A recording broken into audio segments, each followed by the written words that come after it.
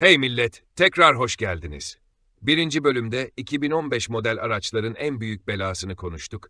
Çift kavrama ve robotize şanzımanlar.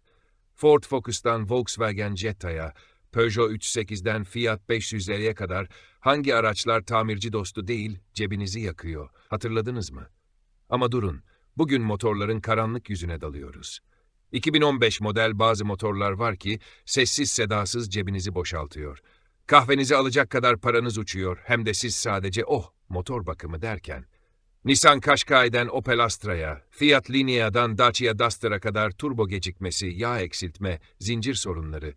Bunlar küçük ama acımasız canavarlar, cüzdanınızın gizli düşmanı. Ama korkmayın, ben buradayım. Hangi motor güvenli, hangilerinden uzak durmalısınız, birlikte keşfedeceğiz. Motorun karanlık yüzünü aydınlatacağız, el feneriyle bile olsa. Abone olmayı unutmayın, yoksa bu motor kabuslarını tek başınıza çözmek zorunda kalırsınız. Hadi bakalım, suçlular sırayla karşımızda. Nissan Qashqai 1.2 Dict-T. Tamam dostlar, ilk suçlumuz Nissan Qashqai 1.2 Dict-T. Bu motor, turbo gecikmesiyle ünlü. Yani gaz pedalına bastığınızda motor size belki biraz sonra diyor. Şehir içinde yokuşta kaldınız mı, etraf sizi kornayla selamlıyor. Peki siz hiç ışıkta beklerken turbonun tembel davrandığı bir araç kullandınız mı? Yorumlarda paylaşın, birlikte gülüşelim. Bir de yağ eksiltme sorunu var.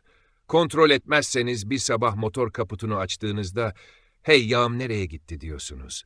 Sizce bu küçük canavar cebinizi ne kadar yakar? Tahminlerinizi aşağıya yazın. Kronik sorunları arasında turbo hortumu çatlaması ve intercooler problemleri var. Yani Qashqai'ye yaklaşırken cüzdanınızı hazır edin, küçük ama acımasız sürprizler her zaman kapıda. Peki sizce bu motor güvenli mi, yoksa uzak durulacaklar listesinde mi? Yorumlarda tartışalım, merak ediyorum. Şimdi sırada Opel Astra J 1.4 Turbo var. Bu motorun en ünlü özelliği ne mi? Zincir sesi. Evet, motor size ratatatata diye bağırıyor, sanki sabah alarmınız bozulmuş gibi. Sizce bu ses sürücüyü mü korkutur, yoksa komik mi gelir? Yorumlarda paylaşın, merak ediyorum. Ama işin asıl trajikomik kısmı turbo performansı. Başta her şey normal ama yüksek devirlerde motor biraz yavaşlayayım diyor. Yani uzun yolda cebiniz kadar kalbiniz de çarpabilir. Siz hiç uzun yolda böyle bir sürprizle karşılaştınız mı? Anlatın bakalım. Opel Astra'nın yağ basıncı da bazen huysuzlanıyor. Hadi itiraf edin, motor kaputunu açıp "Yağımı nereye sakladın?" diye bağırdığınız oldu mu? Kronik sorunları arasında turbo hortumu ve zincir gerilimi var. Yani bu araç biraz sabırlı sürücü ister. Ama tabii ki her kötü yanı da var, her iyi yanı da. Şehir içinde idare ediyor ama uzun yolda biraz temkinli olmanız gerek. Sizce bu motor güvenli mi, yoksa kaçın bakalım listesinde mi? Yorumlarda tartışalım. Sizin deneyimleriniz çok değerli. Ve bir sorum daha. Sizce zincir sesi bir motorun karakteri midir, yoksa tamamen baş belası mı?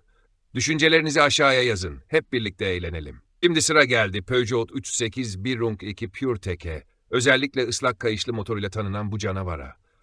Öncelikle kayış konusu. Evet, biraz hassas ve zamanla gerginliği düşüyor. Motor sesi artıyor, sanki sabah alarmınız bozulmuş gibi vır vır diye bağırıyor.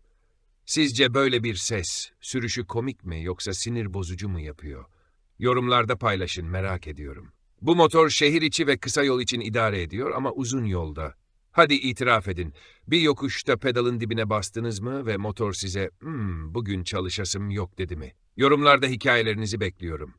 Yağ eksiltme konusu da cabası. Peugeot motorları bunu sessiz sedasız yapıyor. Siz farkında olmadan cebinizden ufak bir dilim alıyor. Sizce bu sürpriz mi, yoksa gizli bir hırsız mı? Arkadaşlar, size özel bir bilgi paylaşmak istiyorum. Toyota Corolla kapı kilidiyle ilgili sık karşılaşılan sorunlar olabiliyor, özellikle yaşlı modellerde. Eğer siz de böyle bir durumla karşılaşırsanız, güvenebileceğiniz bir yer var. Ankara'daki Tipo ve Tempra kapı kilidi tamirleriyle tanınan Ramazan Sarıkaya'nın YouTube kanalında hem detaylı bilgiler hem de çözüm yöntemlerini bulabilirsiniz. İletişim için numarası da şu şekilde: 0535 969 065. Ramazan Bey'e buradan selamlar olsun. İşleri bol, bereketi daim olsun. Kanal linkini de açıklama kısmında bırakacağım. Gelelim kronik sorunlara, kayışın gevşemesi, zincir sesi, yağ eksiltme. Ufak masraflar zamanla büyük sürprizlere dönüşebilir. Sizce bu motor uzun ömürlü mü, yoksa yavaş ve temkinli kullan, yoksa cebin ağlar tarzında mı? Yorumlarda düşüncelerinizi bekliyorum. Ve son soru, sizce bu motor sürücüyü eğlendiriyor mu, yoksa sürekli panik yaptırıyor mu? Aşağıya yazın, birlikte gülelim ve deneyimlerimizi paylaşalım. Kısacası Peugeot 308 1.2 PureTech biraz hassas ama doğru kullanılırsa şehir içi kahramanı olabilir. Sizce cebinizi yakar mı yoksa güvenli bir arkadaş mı olur? Yorumlarda tartışalım. Ben merak ediyorum. Ve geldik Renault Captur 0.9 TC'ye. Küçük motor ama sorunları büyük. Turbo basıncı biraz tembel, gaz pedalına basıyorsunuz ama motor size belki biraz sonra modunda bakıyor. Sizce böyle bir motorla yokuş çıkmak eğlenceli mi yoksa sinir bozucu mu olur? Yorumlarda paylaşın, merak ediyorum. Bir de yağ eksiltme sorunu var. Evet, motor yağını sessiz sedasız yiyor. Siz hiç motor kaputunu açıp "Hey yağım nereye kayboldu?" dediniz mi? Ben şahsen bunu gördüğümde kahkaha ile panik arası bir karışım yaşadım. Ve evet, turbonun bağlantı boruları gevşeyebiliyor. Ufak bir sarsıntı, büyük bir masraf demek. Cebinizi düşündünüz mü? Yoksa boş ver, motor işte mi diyorsunuz? Performans olarak şehir içi idare ediyor ama uzun yolda biraz kalp atışlarınızı hızlandırabilir. Sizce bu motor güvenli mi? Yoksa dikkatli olmak mı lazım? Yorumlarda fikirlerinizi bekliyorum. Peki bir sorum daha. Sizce bu tembel turbo karakter midir yoksa bir kabus mu? Aşağıya yazın, birlikte gülelim ve deneyimlerimizi paylaşalım. Ve geldik Fiat Linea 1.3 Multijet'e. Bu motor Euro 5'in son modellerinden, yani bazı kronik sürprizleri de beraberinde getirmiş. Turbo basıncı biraz huysuz, gaz pedalına bastığınızda motor size bugün pek coşasım yok diyebilir. Sizce böyle bir motorla yokuş çıkmak eğlenceli mi yoksa sinir bozucu mu olur? Yorumlarda deneyimlerinizi paylaşın. Yağ eksiltme konusu da cabası. Fiat'ın bu motoru sessiz sedasız cebinizi hafifletiyor. Kontrol etmezseniz bir sabah motor kaputunu açıp "Yağım nereye gitti?" diyebilirsiniz. Sizce bu küçük bir sürpriz mi yoksa gizli bir hırsız mı? Kronik sorunlar arasında turbo hortumu ve partikül filtresi tıkanmaları var. Ufak bir masraf, kısa sürede büyük bir kabusa dönüşebilir. Sizce Fiat Linea bu durumda güvenilir mi yoksa biraz temkinli yaklaşmak mı lazım? Yorumlarda tartışalım, ben merak ediyorum. Peki bir soru daha. Sizce bu motor sürücüsüne eğlenceli bir karakter mi sunuyor yoksa sürekli cebinizi ve sabrınızı test eden bir kabus mu? Aşağıya yazın, birlikte gülüşelim ve deneyimlerimizi paylaşalım. Kısacası Fiat Linea 1.3 Multijet, şehir içinde idare ediyor ama uzun yol ve turbo tembelliği konularında biraz dikkat istiyor. Sizce cebinizi yakar mı yoksa güvenli bir dost mu olur? Şimdi sıra geldi Citroen C4 1.6 EHD'ye.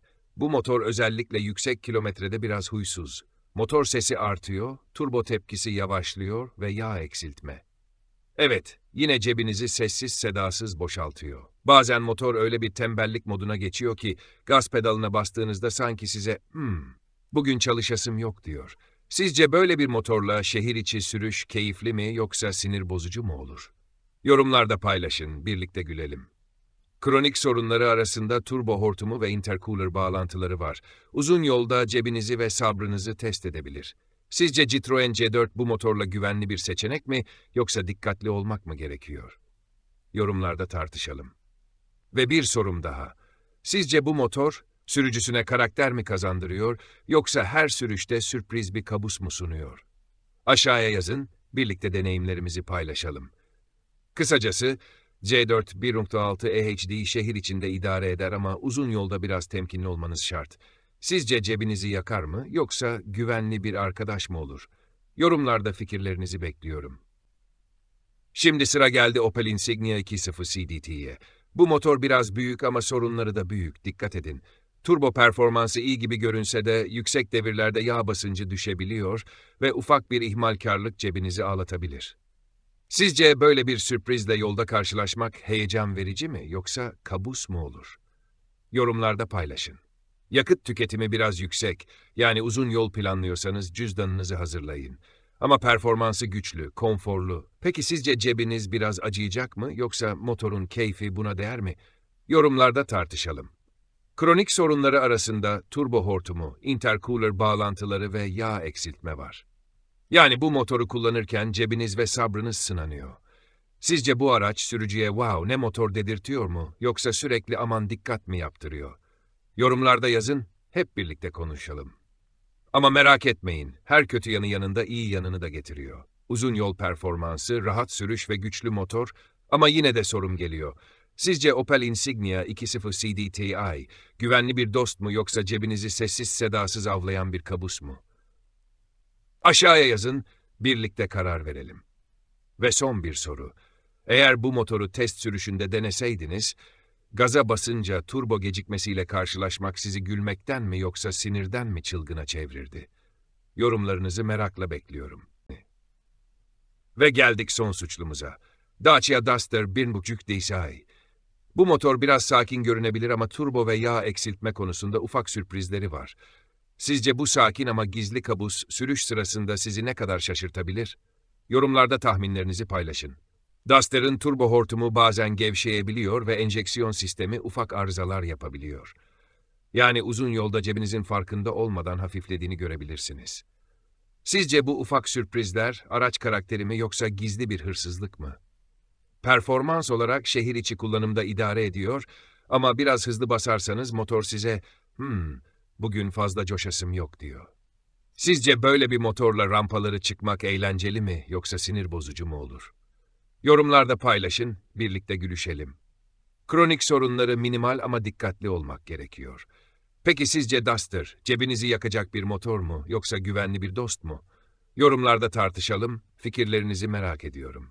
Ve son soru, bu motor sürüş sırasında sizi eğlendiriyor mu yoksa sürekli cebinizi ve sabrınızı test eden bir kabus mu? Aşağıya yazın, birlikte deneyimlerimizi paylaşalım ve motorun karanlık yüzünü aydınlatalım. Kısacası Dacia Duster 1.5 DCi sakin ama ufak sürprizleriyle dikkat çekiyor. Sizce uzun vadede güvenli bir seçenek mi yoksa biraz temkinli yaklaşmak mı gerekiyor? Tamam millet, geldik özet kısmına. Bugün Nissan Qashqai'den Opel Astra'ya, Fiat Linea'dan Dacia Duster'a kadar 2015 model motor kabuslarını inceledik.